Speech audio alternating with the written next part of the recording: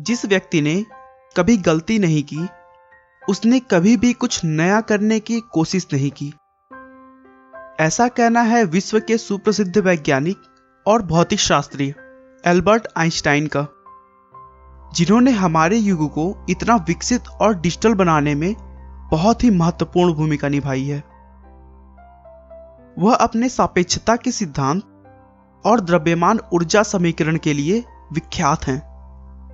इस फार्मूले का उपयोग मुख्यतः एटॉमिक बम बनाने में किया जाता है, जिसके लिए उन्हें फिजिक्स के नोबेल पुरस्कार से भी सम्मानित किया गया था। दोस्तों, आइए हम उनके बचपन में चलकर उन्हें अच्छे से जानने की कोशिश करते हैं। आइंस्टाइन का जन्म 14 मार्च 1879 को जर्मनी के यूम शहर में हुआ था। उनके पिता का नाम हर्मन आइंस्टाइन था, जो कि एक इंजीनियर और सेल्समैन थे। जब आइंस्टाइन पैदा हुए थे, उस समय उनका सर उनकी शरीर के हिसाब से काफी बड़ा था। शुरू से ही वह अन्य छोटे बच्चों से अलग थे। वह छोटे बच्चों की तरह बिल्कुल भी शरारतें नहीं किया करते और एकदम शांत तरीके से रहते थे। दोस्तों, बच्चे पैदा होने के बाद अक्सर 1 या फिर 1.5 साल में बोलना शुरू कर देते हैं, लेकिन उन्होंने बोलने में 4 साल लगा दिया था और करीब 9 साल तक अच्छे से नहीं बोल पाते थे, जिससे उनके माता पिता को उनके भविष्य की चिंता होने लगी थी। आइंस्टाइन को अपने उम्र के बच्चों के साथ खेलना भी बिल्कुल पसंद नहीं था। उन्होंने अपनी कहीं अलग ही दुनिया बना रखी थी। उन्हें हमेशा संडे का इंतजार रहता था, क्योंकि उनके पापा उन्हें हर संडे किसी शांत जगह पर घुमाने ले जाते थे और वहां बैठकर आइंस्टाइन पेड़ पौधों और इस ब्रह्मांड के बारे में सोचते रहते थे।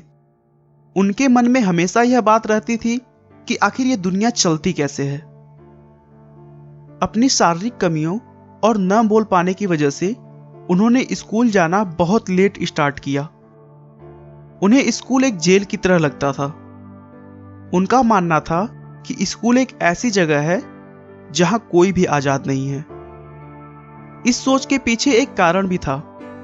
वह अपने टीचर्स की बताई हुई बातों को आसानी से एक्सेप्ट नहीं करते थे, क्योंकि उन्हें लगता था कि टीचर्स द्वारा पढ़ाई हुई चीजें अभी भी अधूरी हैं और इसीलिए वे उनसे बहुत अजीब अजीब से क्रॉस क्वेश्चंस किया करते थे, जिसकी वजह से टीचर्स भी उनसे बहुत चिढ़े हुए रहते थे और आइंस्टाइन को उन्होंने मंदबुद्धि भी कहना शुरू कर दिया था। बार बार मंदबुद्धि कहने के कारण आइंस्टाइन को एहसास होने लगा कि मेरी बुद्धि अभी विकसित नहीं हुई है, और एक बार बात बात में उन्होंने अपने एक टीचर से पूछा कि सर, मैं अपनी बुद्धि का विकास कैसे कर सकता हूं। टीचर ने एक लाइन में कहा, अभ्यास ही सफलता का मूल मंत्र है।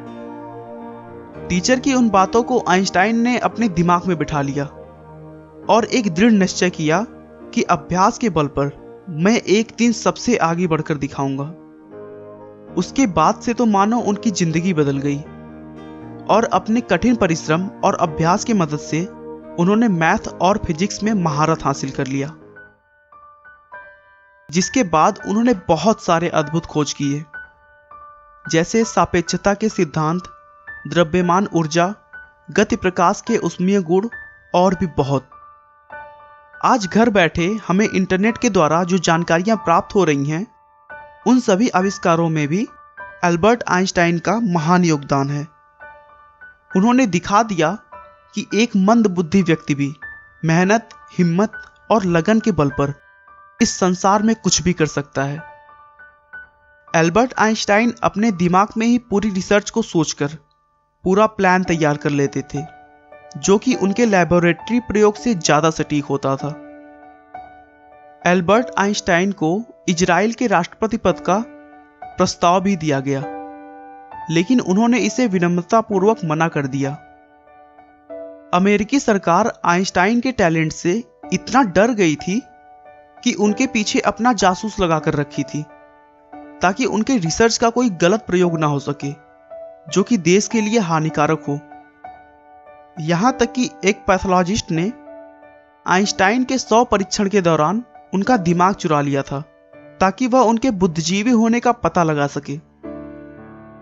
आइंस्टाइन ने मानवता की भलाई और मनुष्य का जीवन अधिक सफल बनाने के लिए अपना पूरा जीवन समर्पित कर दिया और 18 अप्रैल 1955 को 76 वर्ष की उम्र में उन्होंने इस दुनिया को अलविदा कहा। आपका बहुमूल्य